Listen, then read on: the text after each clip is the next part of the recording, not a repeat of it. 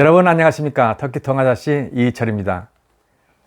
제가 최근에 중간세계사 비잔티움과 오스만 제국이라는 이런 책을 냈는데요. 자, 그 중에서 오늘은 비잔티움에 관한 얘기를 한번 해보겠습니다.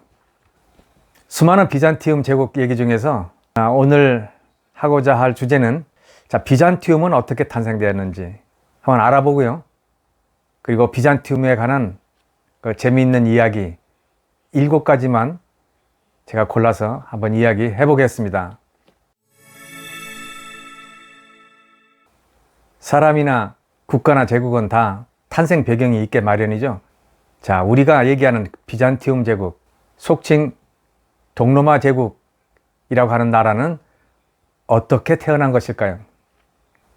자, 비잔티움 제국의 그 탄생을 알리는 그 중요한 그 해가 있습니다. 제일 첫 번째로는 293년, 330년, 395년, 476년 이렇게 4개의 해가 있는데요. 자, 그 4개의 해에 걸친 그 이야기 속으로 한번 들어가 보겠습니다. 자, 서기 293년 하면 지금으로부터 약 1700년 전쯤 되겠네요. 자, 293년에 로마 제국에서는 어떤 일이 일어났을까요? 거대한 제국, 로마 제국이 서기 3세기에 위기를 맞습니다. 이제 로마 제국이 어쩌면 멸망할 수도 있는 그런 위기가 닥쳐왔습니다. 그 위기 시기에 즉위한 황제가 있었으니 그 이름이 디오클레티아누스라는 황제였습니다. 이름이 좀 길고 어렵죠? 자, 이름도 길고 어려운 디오클레티아누스 이 황제는 서기 280년에 즉위해서 305년까지 약 20년을 즉위했습니다. 참 즉위한 기간이 짧지는 않았는데 이 황제가 즉위할 당시에 아까 얘기한 것처럼 로마 제국은 망할 수 있는 위기를 맞았습니다. 북쪽에서는 게르만족이 아주 힘이 강해져서 로마 제국의 수도를 호시탐탐 노리고 있고요. 또 동쪽에서는 사산조 페르시아가 비잔티움을 괴롭히고 있었습니다. 자, 디오클레티아누스 황제. 이 황제가 위기를 맞은 로마 제국을 어떻게 살릴까라는 솔루션을 내놨습니다. 그 솔루션은 바로 로마 제국을 처음으로 동서로 분할하는 그런 내용이었습니다.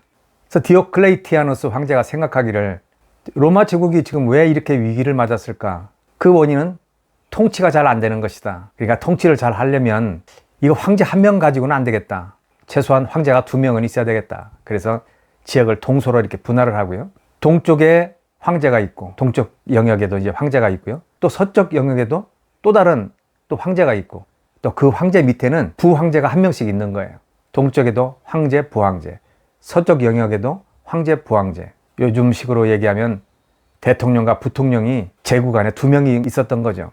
자, 이러한 디오클레티아누스 황제의 영토 분할 정치를 역사에서는 사도체제라고 얘기를 합니다. 그러니까 로마 제국을 4명의 리더가 이제 통치를 하는 것인데요. 이 사도체제가 이제 293년에 이제 시행이 되는데 제국의 위기를 맞은 시기에 그 사도체제는 제국을 다시 살리는 솔루션이 되었는데 말이죠. 자, 이 사도체제는 디오클레티아누스가 황제로 있을 때까지는 그러니까 한 12년 동안은 그대로 또 유지가 되었습니다. 자, 그런데 이제 그 이후에 문제가 생겼습니다. 우리가 역사를 통해서 잘 알고 있는 그 사실 하나가 있죠. 권력은 누구하고도 나눠 가질 수가 없다. 우리는 역사를 통해서 많이 봐왔습니다. 자, 디오클레티아누스가 이제 사라지자 그 뒤에 이 권력을 놓고 내전이 일어났습니다. 권력 다툼이 일어났던 거죠. 비잔티움 제국의 그 황제에서 그 빼놓을 수 없는 이름이 하나 있습니다. 바로 콘스탄티누스 1세. 콘스탄티누스 황제가 이 권력 다툼에서 정권을 장악하고 자, 이제 1인 통치자로 등극을 했습니다. 자, 콘스탄티누스 황제는 그가 이제 권력을 장악하자 그의 황궁을 324년에 오늘날 트루키아의 그 수도인 그 이스탄불, 그 당시 이름은 컨스탄티노플, 그곳에 자기 황궁을 지었습니다. 그리고는 6년 후인 330년 오늘의 지명 이스탄불, 콘스탄티누스 대제 시대 때의 그 지명은 콘스탄티노플. 이 콘스탄티노플을 로마 제국의 수도로 지정을 했습니다. 이제 로마 제국의 수도는 로마가 아니라 나의 수도, 내가 건설한 그 수도 콘스탄티노플이다. 이렇게 명명을 했습니다.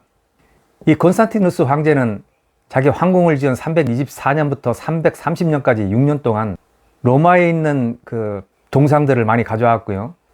로마에 있었던 건축물들을 콘스탄티노플에 그대로 다시 재생시켰습니다. 수도로 명명할 당시 그 용어는 네바 로마, 즉 이것이 뉴 로마, 뉴 롬, 바로 콘스탄티노플이 새로운 로마 제국의 수도다. 이런 의미로 콘스탄티노플을 네바 로마라고 명명했습니다. 자, 330년 이 의미는 또 무엇이겠습니까? 이제 로마 제국의 수도가 이전 로마에서 오늘날 투르키예의 이스탄불이 있는 그곳, 새로운 이름 콘스탄티노플, 그것을 로마 제국의 수도로 만들었던 것입니다. 디오클레이티아누스 황제가 로마 제국의 영역을 동서로 나누었지만 그로부터 약 40년이 채 안 되는 서기 330년에 이 콘스탄티누스 1세라는 대제가 로마 제국의 수도를 콘스탄티노플로 정하면서 로마 제국을 하나의 국가로 만들었습니다. 자, 콘스탄티누스 대제는 서기 306년부터 337년까지 약 31년간 통치를 했는데 통치 기간 결코 짧지 않죠? 그의 제위 기간에 로마 제국에서는 강력한 통치력이 작동되었습니다. 그런데 콘스탄티누스 1세 이후에 또 제국의 상황이 전과 같지 않게 되었습니다. 게르만족의 위협이 점점 가세지고요.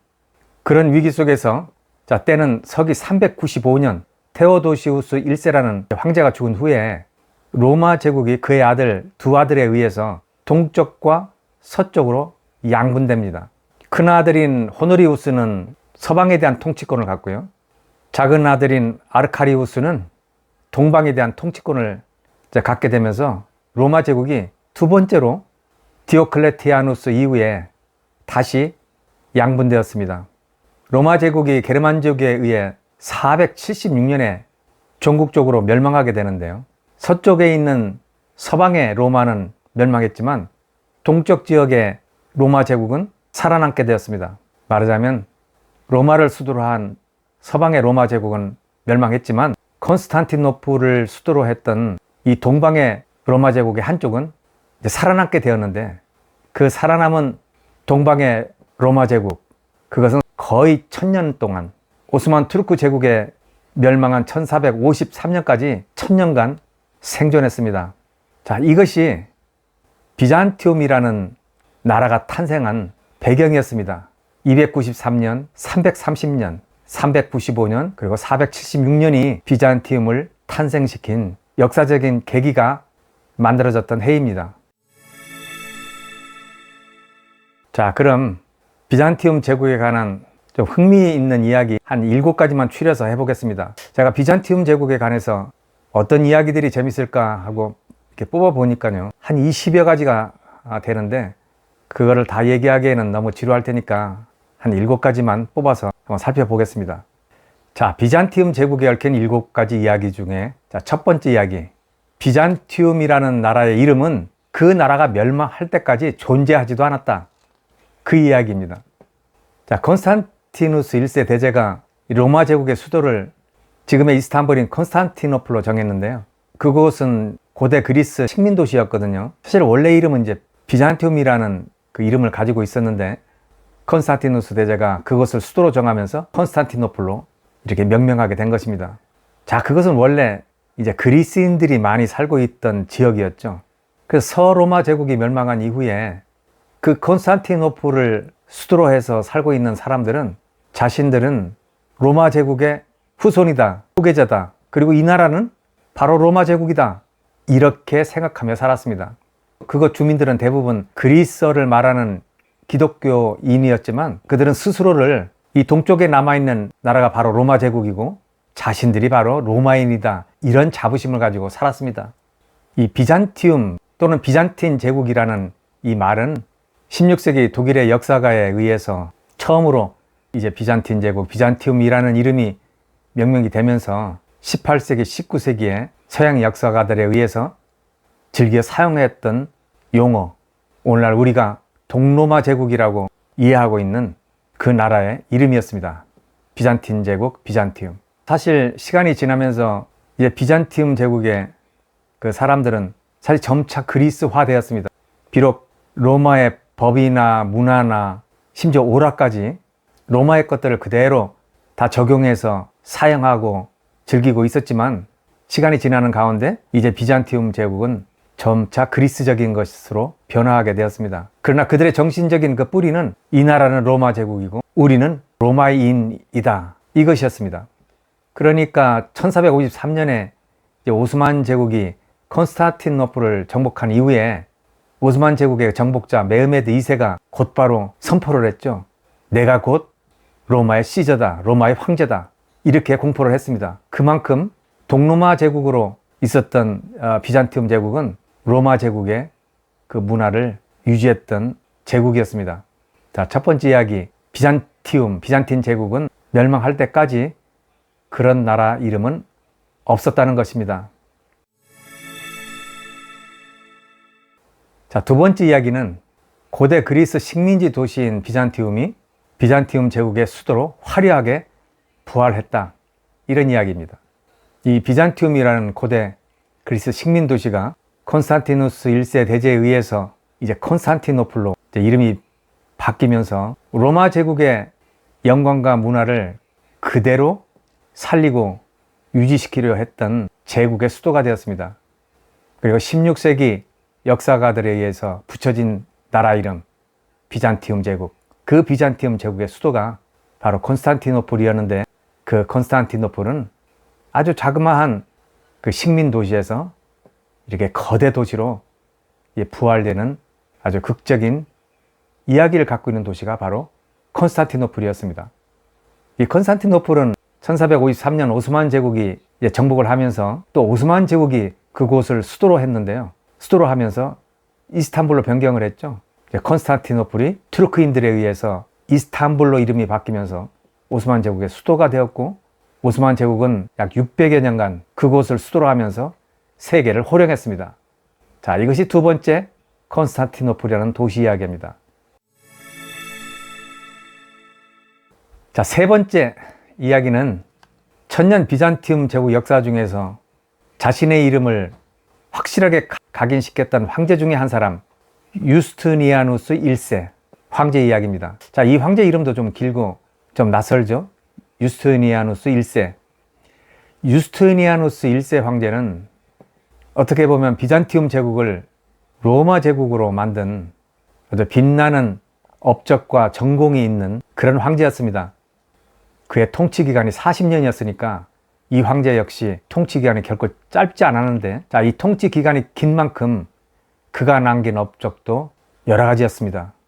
자, 여러 가지 업적 중에 유스티니아누스를 빛나게 한 업적 세 가지를 제가 정리하면요. 첫 번째, 그가 비잔티움 제국이 로마 제국의 후계자로서 과거 로마 제국이 누렸던 그 영토를 회복한 황제였습니다. 그러니까 로마 제국의 구영토를 다시 이제 비잔티움 제국의 영토로 만들어서 비잔티움 제국이 로마 제국의 영광을 다시 되살렸다라는 이런 평가를 받게 되는 거죠. 이것이 첫 번째 업적이라면, 두 번째 업적은 과거 이름 콘스탄티노플, 현재 이름 이스탄불, 그러니까 콘스탄티노플에 교회 하나를 세우는데 이름하여 성소피아 사원, 그리스어로 하기야 소피아 교회, 그 교회를 지은 것입니다. 비잔티움 제국의 특색 중에 하나는 이 중세는 기독교의 시대였거든요. 종교의 시대. 그 기독교 종교의 시대를 한눈으로 볼 수 있게 한 곳이 바로 성소피아 교회였는데, 성소피아 교회에 대한 이야기는 또 방송 1회분을 할애할 만큼 이야기가 많은데요. 여기서는 중세 기독교 국가의 그 면모를 확실하게 보여주었던 그 건축물이 바로 성소피아 교회였다라는 이야기로 정리하겠습니다. 세 번째는요, 유스티니아누스 1세가 과거로부터 그때까지 있었던 로마 지역에 있었던 모든 법령을 집대성해서 로마법 대전을 만든 것입니다. 제가 유스티니아누스 1세의 그 로마법 대전을 이렇게 만든 것은 이 말 한마디로 설명하기에는 참 부족함이 많은데요. 로마 제국의 전 지역에 있었던 로마 법령을 전부 다 한 곳에 모아서 이 집대성에서 만든 것이 바로 유스티니아누스 1세의 이 법전이었습니다. 그래서 후에 유스티니아누스 황제, 그러니까 유황제, 줄여서 유황제가 만든 이 로마법 대전은요, 근대 서양 법률의 중요한 모태가 되었습니다. 그만큼 유스티니아누스 황제가 근대 서양의 그 법체계에 기여한 바는 사실상 어마어마한 것이었습니다. 자, 이것이 비잔티움 제국의 황제 유스티니아누스 1세의 최대 업적이었습니다. 자, 네 번째, 비잔티움 제국에도 홀리건이 있었습니다. 홀리건이라는 것은 우리 경기장 스타디움에서 난동 부리고 폭동을 야기하는 그런 사람들을 말하는 거죠. 자, 비잔티움 제국에서는요, 요즘 우리가 스타디움에서 즐기는 축구 경기만큼 사람들 매혹시키는 경기가 있었는데 그것이 바로 마차 경기였습니다. 히포드롬이라는 큰 마차 경기장에서 이제 경기를 하는데 거기는 두 개의 팀이 있었습니다. 색깔로 구분해서 블루 팀이 있었고 그린 팀이 있었습니다. 자, 이것도 앞서 얘기했던 유스티니아누스 1세 황제 때 또 이야기인데요. 사실 유스티니아누스 황제가 나라를 융성하게 만들고 또 로마 제국의 구토를 이렇게 회복하고 하는 그런 업적을 이루었지만, 자, 이런 일을 하려면 무엇이 필요하겠습니까? 돈이 필요하겠죠. 세금을 많이 걷었습니다. 그러니까 불만이 있었겠죠, 당연히. 그래서 이 마차 경기장에서 이 응원하던 블루팀과 그린팀이 이 정치화된 그 여론을 형성하면서 둘이 싸우는 일이 벌어졌습니다. 그래서 이제 조정에서 말이죠, 이제 두 명을 이제 처형을 하려고 하는데, 자, 이걸 빌미로 해서 그동안 둘이 경기장에서 별도의 응원팀으로 응원하던 이 사람들이 이 관원에서 자기네들 소속팀 두 명을 이제 처형하려고 하자 하나로 뭉쳤습니다. 그렇지 않아도 지금 세금 때문에 죽겠는데 그 열성 팬을 처형하려고 했던 것을 구실 삼아서 이제 반정부 시위를 벌이게 된 겁니다. 근데 이 기세가 말이죠, 얼마나 거셌는지 이제 컨스탄티노플 그 히포드롬에서 이제 시위가 일어나고 그것이 이제 거리로 뛰쳐나와서 말이죠, 이 홀리건들이 유황제 폐위를 외친 겁니다. 황제 물러나라. 황제 죽이겠다. 그러니까 유스티니아누스 황제가 놀래가지고 이제 도망가려고 했습니다. 겁쟁이 황제가 이제 도망가려고 하자 그 황후 테오도라가 황제를 막아서 지금 황제가 물러나시면 안 됩니다. 자, 자주색 황제복을 입고 이 난리를 진압을 해야 됩니다. 하고 권유를 합니다. 그래서 도망가던 황제가 그 황후의 말을 들어서 이제 진압을 하게 되는데 얼마나 과격하게 진압했는지 그 당시 컨스탄티노플 그 수도 시민의 한 10분의 1인 3만 명을 처형했다고 합니다.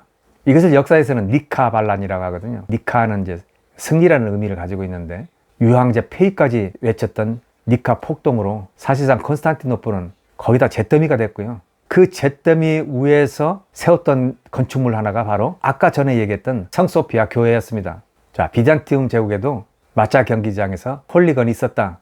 이것이 네 번째 이야기였습니다. 다섯 번째 이야기는요, 비잔티움 제국에서는 정적을 제거하는 방법으로 신체 훼손을 가했다. 이것이 다섯 번째 이야기입니다. 보통 과거 제국에서 정적이 나타나면 죽이는 것이 보통 일이었는데 비잔티움 제국에서는 이상하게도 정적을 제거하는 한 방법으로 신체 훼손을 가했습니다. 좀 잔인한 방법이었는데 눈알을 빼거나 코를 베거나 귀를 잘라내거나 다리를 절단하거나 신체를 훼손해서 불구로 만들었는데요. 자, 그렇게 되면 흉측한 모습을 가진 그 사람이 나라의 지도자로 선택되는 것은 참 어려운 상황이겠죠. 또 한 가지 방법은 거세하는 방법이 있었습니다. 남자의 기능을 없애버리는 거죠. 그래서 아예 그 후손을 생산하지 못하도록 거세도 했고요.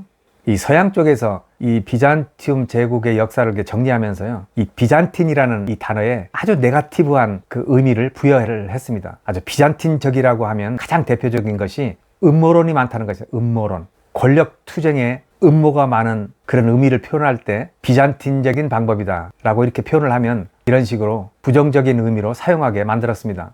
실제로 비잔티움 제국의 황제가 한 100여 명이 넘지만 그 중에 한 3분의 1은 참 비명횡사했습니다.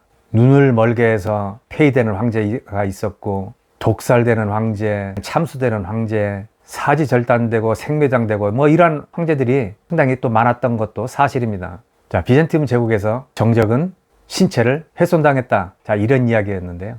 이제 정적은 불구로 만들어서 다시는 황제로 나타나지 못하게 한 것이 이제 신체 훼손 방법이었는데, 그럼에도 불구하고 이 보기한 황제가 있었습니다. 유스티니아누스 2세라는 황제가 있었는데요. 695년에 이제 폐위되면서 코를 절단당했습니다. 그런데 이 황제는 의지를 굽히지 않고 말이죠. 이제 보철 코를 만들었는데 이제 골든 노우스 아주 유명한 그 코죠. 황금 코를 이제 달고 다녔다고 합니다. 그래서 10년 후에 이제 복이 된 그런 사례도 있었습니다.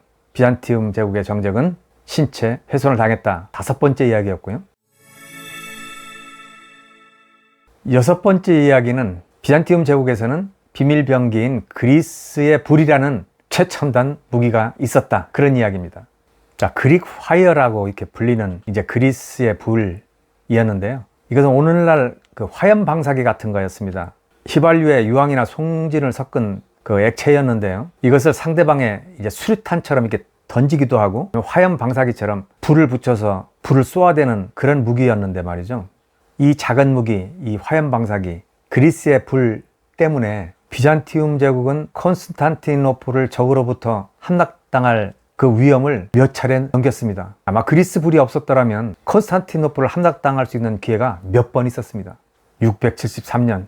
자, 이슬람군이 말이죠. 키프로스와 로도스 섬을 정복하고 드디어 이제 콘스탄티노플 그 목전에까지 들어와서 콘스탄티노플을 이렇게 포위를 했거든요. 673년에 이슬람군이 콘스탄티노플을 포위하고 있을 때 이 그리스의 불이 없었더라면 어쩌면 콘스탄티노플은 이슬람군에 함락되었을지도 모르는 게 거의 확실한 이야기입니다.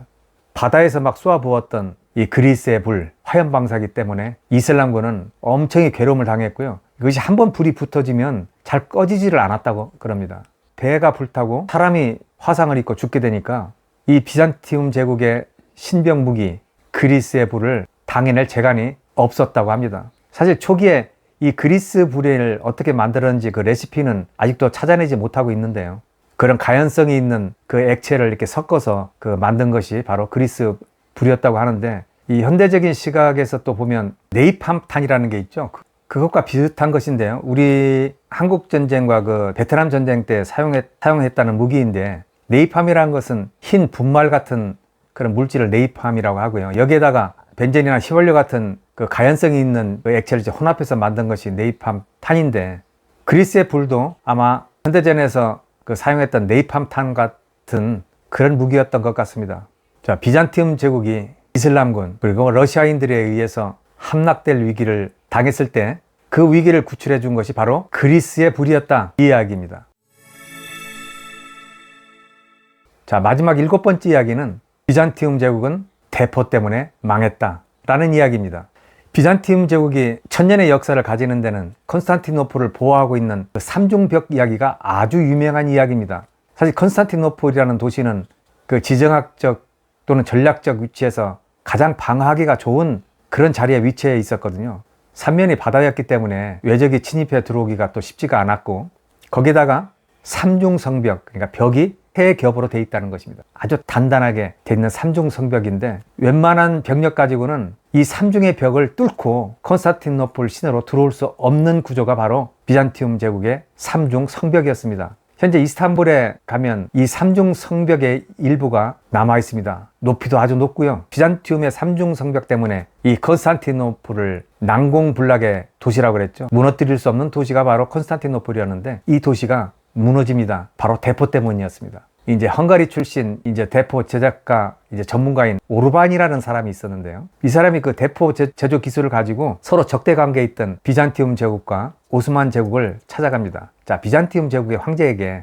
내가 대포 제작 기술을 가지고 있으니까 이 기술을 사라. 그러면 대포를 만들어주겠다. 이렇게 제의했지만 비잔티움 제국의 황제는 그 오르반에게 로얄티를 줄 수가 없었습니다. 재정이 없었기 때문에 그랬죠. 그래서 이 오르반은 바로 오스만 제국으로 넘어옵니다. 그 당시 오스만 제국의 술탄은 메흐메드 2세였는데 메흐메드 2세는 오르반의 제의를 듣고 화들짝 놀라서 바로 받아들입니다. 얼마든지 주겠다. 그래서 그 기술을 사서 이제 대포를 만드는데, 이 대포가 비잔티움 제국의 삼중성벽, 난공불락의 그 성벽을 무너뜨리는데 효자 노릇을 했습니다. 1453년 5월 29일 비잔티움 제국의 성벽이 오스만 제국이 성벽을 향해 쏘은 이 대포의 위력으로 무너졌습니다. 그리고 비잔티움 제국이 멸망했습니다. 대포 때문이었습니다.